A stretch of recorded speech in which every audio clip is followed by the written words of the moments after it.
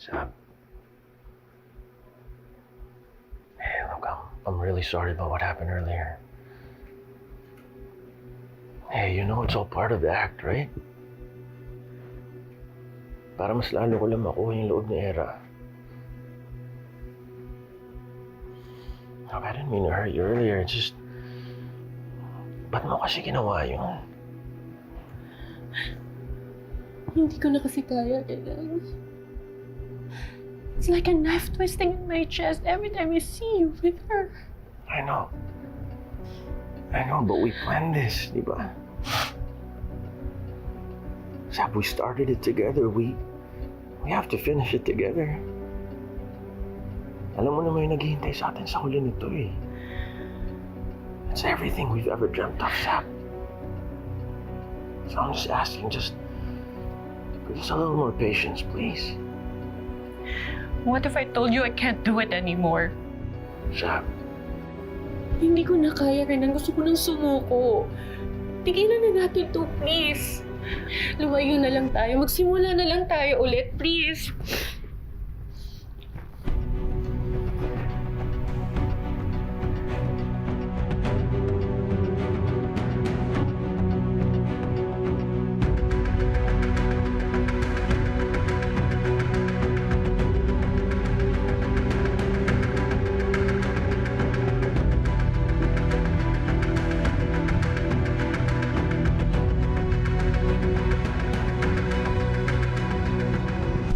Salamat talaga, sinundo mo ko mamaya pa kasi matatapos yung event nila eh. Kung di ko na talaga alam kung paano ako makakabayad sa services mo. Ikaw naman, Lilet. Di ba nag-promise ako sa'yo na susunduin kita hanggat di nauhuli yung hold-upper? Medyo nawala na nga sa isip ko. Kasi nakausap ko na si Alma eh. Yung nasasante tungkol sa mental health issues niya? Oo. Nakakaawa talaga siya. Grabe naman kasi yung boss nun. Alam mo, kaya talaga nawawalan ng mga magagaling na empleyado ang isang kumpanya dahil sa mga boss na katulad niya na hindi marunong mag-alaga ng empleyado nila. Alam mo, ang sarap mo siguro maging boss. Sana, boss na lang kita. Kung ako ang boss mo at ikaw ang empleyado ko, sigurado ako bubulihin mo pa rin ako. Hindi naman ako ganun sa'yo. Grabe ka.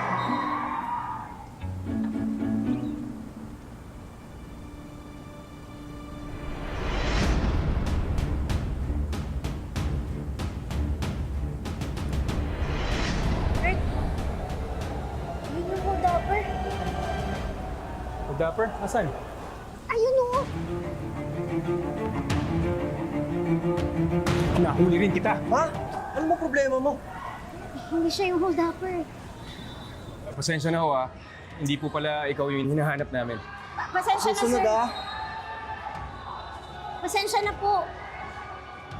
Kurt, sorry Munti ka pa mapahamak ng dahil sa akin. Okay lang yun, Lilit. Hayaan mo na yun. Baka masyado mo iniisip yung nangyari, Kaya akala mo yung lalaking hold-upper. Hindi lang kasi mawala sa isip ko yung hold-upper eh. Kasi kung pakalat-kalat pa rin siya hanggang ngayon, hindi malabo na may mabiktima siyang iba. Sana mahuli na yung hold-upper na yun. Alam mo, mabuti pa manghingi na tayo ng update sa presinto.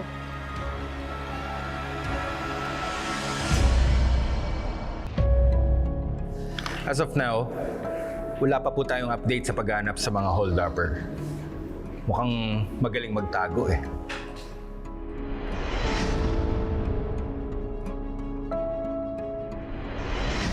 Nag-reach out na po ba yung team niyo sa pawn shops or second-hand stores?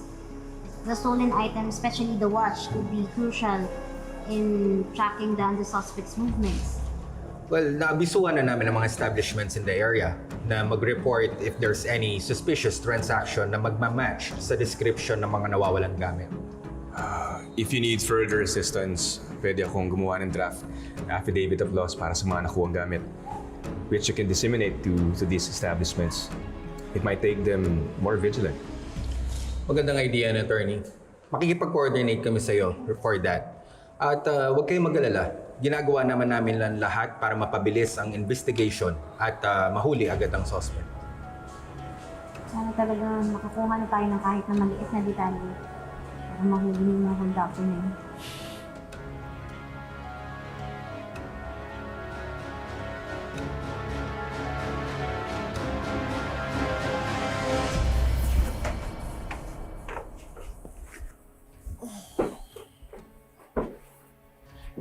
Ikaw ko na makalimutan, magmamall pala kami ni Era. Ba't di mo pinaalala sa akin, Sam?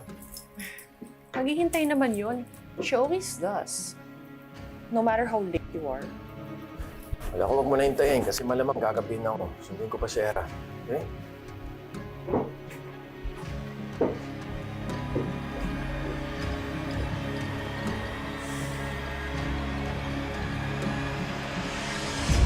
Narinig mo ba yung sinabi ni Chief kanina?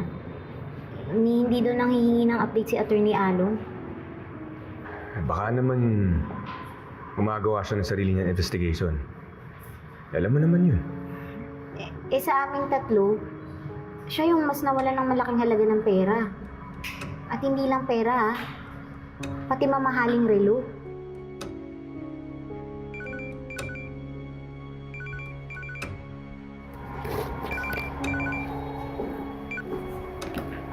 Hello, Trixie. Ate Lilet, nag-iaya si Dad na mag-mall tayo. Ay, tingin na tawagan kita.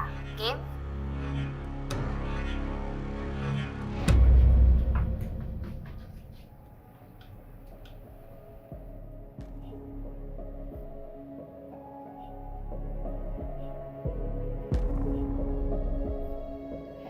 Alam ko na tuso ka, Renan. Pagkatapos ng mga ginawa mo sa akin ngayon. It's only a matter of time bago mo ko itapon. Pero hindi ko nahihintay na mangyari yun. Bago mo kong tuluyang ilaglag, mag-iipon na ako ng bala laban sa'yo.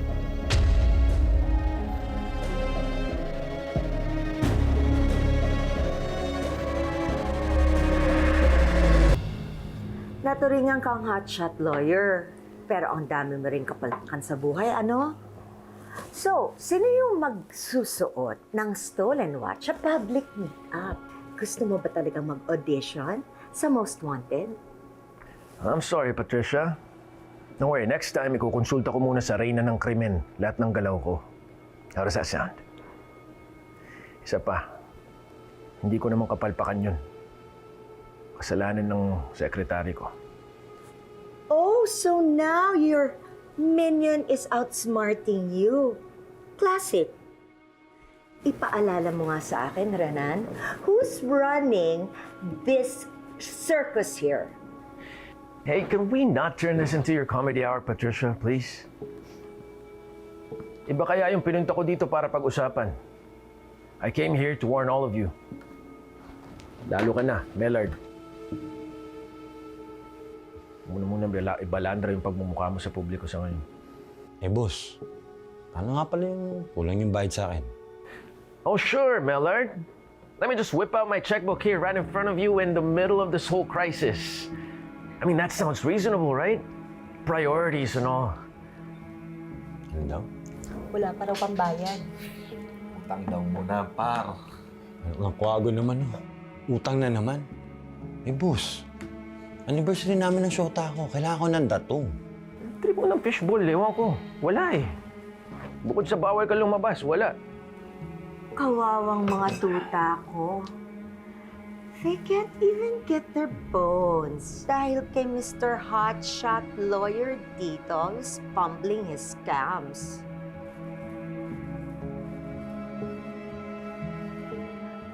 Anyway, since hindi mo naman ako kailangan dito sa episode na Renan Blunders, ba't kinailangan mo pa akong kalampagin pumunta dito? So, since this whole robbery scam was your brilliant scheme, go ahead and fix it. Bye-bye.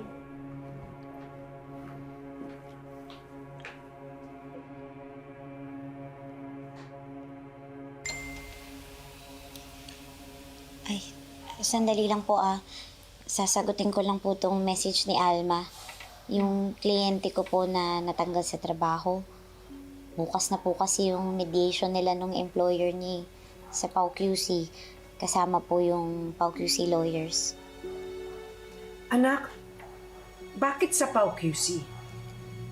Nandun po kasi yung distrito na humahawak sa mga labor cases.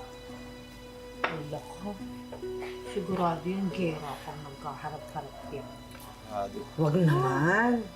Sana nga magkaayos na sila. At sana ibigay nung boss ni Alma yung dapat na matanggap niya bilang empleyado. Sana nga po, Tina. So it turns out that Dolores Mix Apparel is the company that terminated its employee behind the viral social media post. Really? And now the owner contacted us to inquire about legal representation. And she then shared that Attorney Machas is currently representing the dismissed employee. Tito Spanky, do you mind referring them to another firm instead?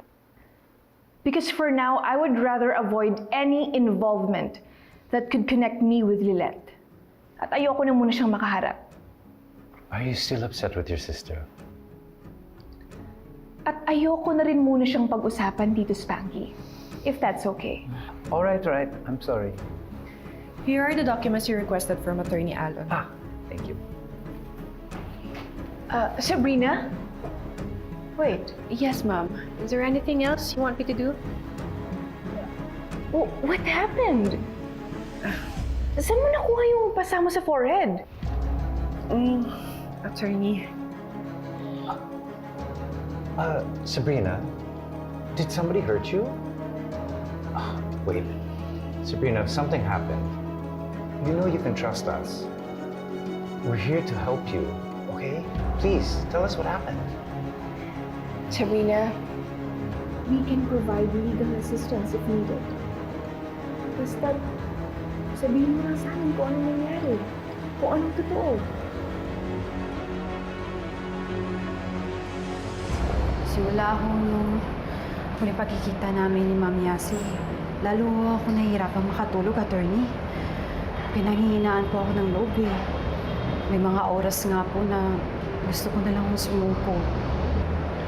Overwhelming naman talaga yung pinagdadaanan mo eh. At saka tao ka lang din naman. Pinanghihinaan ng loob ng dahil sa pagsubok sa buhay. Pero hindi ka dapat magpatalo ah. Dapat gamitin mo yung mga pagsubok na yon para mas tumatag ka. Tama ko kayo, attorney. Kada nakikita ko po yung pamilya ko na nahihirapan, naisip ko po yung mga sinabi niyo sa akin ni Attorney Abalos. Naisip ko na wala talaga mangyayari kung magpapatalo ako sa kahinaan ko. Kaya dapat magpakatatag ka. Isipin mo yung pamilya mo na umaasa sa'yo. Naging mabuting empleyado ka naman eh. Kaya deserve mo ang separation pay. At iba pang mga benefits na legally entitled sa'yo. At makukuha mo lang yun kapag tinuloy natin ang kaso. Pinag-isipan ko na rin po yung mabuti, attorney. Lalo na po yung mga sinabi niyo sa akin ni Attorney Abalos. Kaya kahit natatakot pa rin po ako, lalakasan ko po yung loob ko. Lalaban po ako, attorney. Itutuloy ko na po yung reklamo ko kay Ma'am Yasi. Tama yan, Alma. By standing up for yourself, you're not just securing justice for yourself and your family. Pero para na din sa mga taong, sa mga empleyado na pareho ng sitwasyon sa'yo. Ako po yung panganay sa magkakapatid, kaya wala pong karapatang magpakita ng kahinaan. Ayoko din po kasi mawalan sila ng pag-asa eh. Sa harap niyo, attorney, nagawa ko pong magpakita ng kahinaan. Pero naiintindihan niyo po ako. Kaya maraming salamat po, attorney. Walang anuman. Parang na ho kayo naging ate ko na nahingan ko ng tulong, attorney. Napakaswerte po ng mga kapatid niyo na nagkaroon sila ng ate tulad niyo.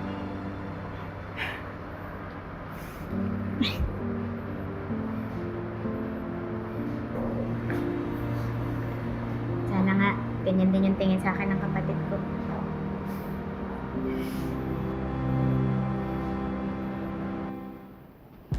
So, Rina, what's taking you so long here? It's just that you've got work piling up back at the office. Walang napasaba ka sa chikahan dito, ha? Oh, right. Excuse me. Wait, Sabrina. Hindi mo ba sinasagot yung tanong namin tungkol dyan sa pasa mo? Yes, what happened?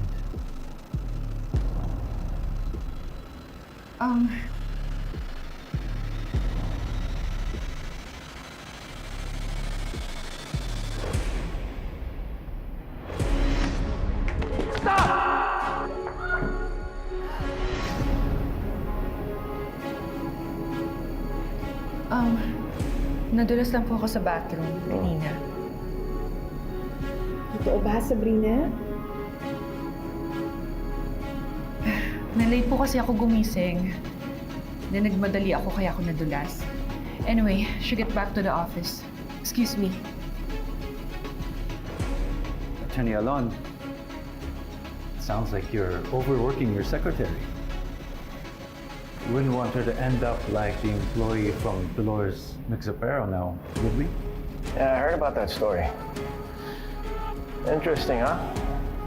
But has anyone actually heard the employer's side?